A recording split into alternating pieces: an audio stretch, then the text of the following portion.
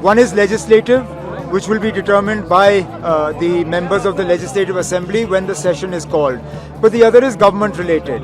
And my own suggestion or my own word of advice to the incoming government would be that the first business of the cabinet should be to pass a resolution asking for statehood to be restored to Jammu and Kashmir, and the Chief Minister should travel to Delhi with that resolution, call on the senior leadership of the country and ask them to fulfill their promise, because it is the Honourable Prime Minister, the Honourable Home Minister and others who have promised the people of Jammu and Kashmir statehood.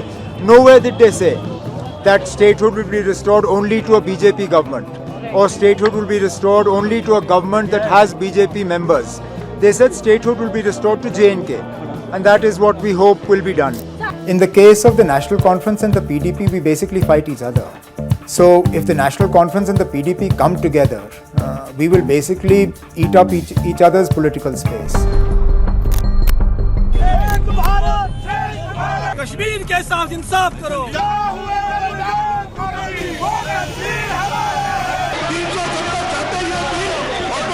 हकीकत ये है कि जब ये वाक़ये हुए, जब कश्मीरी पंडित यहाँ से निकल गए, उस वक्त फारूक अब्दुल्ला वजीर आला नहीं था, उस वक्त गवर्नर राज था, जगमोहन साहब गवर्नर थे, वीपी सिंह साहब की हुकूमत थी, और वीपी सिंह की हुकूमत के पीछे कौन खड़ा था? बीजेपी। 16 साल बाद 53 साल के उमर अब्दुल्ला एक बार फिर जम्मू कश्मीर के नए मुख्यमंत्री चुने गए। You can't form a government without meeting the LG. Whoever has to stake claim will have to meet the LG. अगर बिना LG से मुलाकात किए हुए यहाँ हुकूमत बना सकते थे, तो हमने 6 साल पहले ही हुकूमत बना ली होती। श्रीनगर के कुपकर रोड पर एक समय था जब उमर अब्दुल्ला को एक बड़ा झटका लगा। चुनाव में इंजीनियर राशिद से भी हार गए। उस समय जेल में राशिद थे। उनके बेटे ने उनकी छोटी सी चुनावी मुहिम चलाई और उमर अब्दुल्ला को 2 लाख से ज्यादा वोटों से हरा दिया। 2019 में जब केंद्र सरकार ने जम्मू कश्मीर का विशेष दर्जा और राज्य का दर्जा छीन लिया था, तो मुख्यधारा के नेताओं के लिए राजनीति करना और मुश्किल हो गया।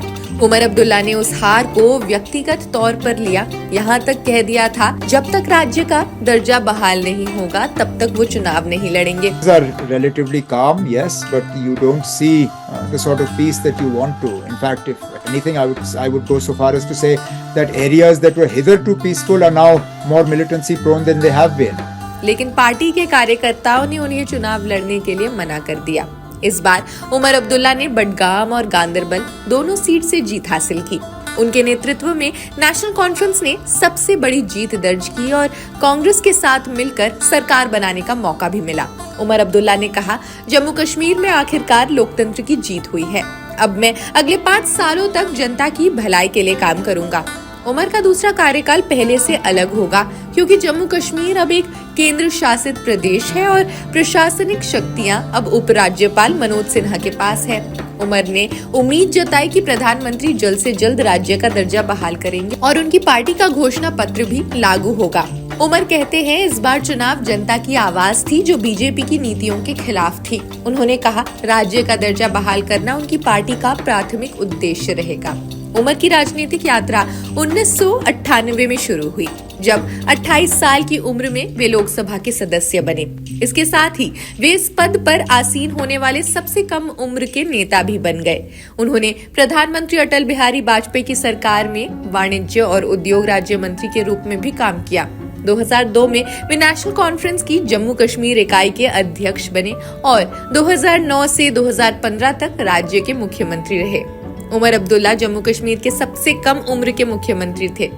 उनकी शैक्षिक पृष्ठभूमि की बात करें तो श्रीनगर, मुंबई और स्कॉटलैंड में उन्होंने अपना एजुकेशन पूरा किया। उन्होंने वाणिज्य में स्नातक की डिग्री हासिल की। उसके बाद स्ट्रैथक्लाइड विश्वविद्यालय से बिजनेस एडमिनिस्ट्रेशन में डिग्री भी हासिल की। उमर ने 1994 में पायल नाथ से शादी की, जो एक सेवानिवृत्त सेना अधिकारी की बेटी है। उनके 2 बेटे हैं, जाहिर और जमीर। हालांकि 2009 से वे अलग रहने लगे। उमर वर्तमान में अपने तलाक के संबंध में कानूनी कार्रवाई में शामिल हैं। इस प्रक्रिया में विभिन्न चुनौतियों का सामना कर रहे हैं। उमर की एक बहन भी है, सारा अब्दुल्ला, जिसकी पहले कांग्रेस नेता सचिन पायलट से शादी हुई थी। हालांकि अब उनका भी तलाक हो चुका है।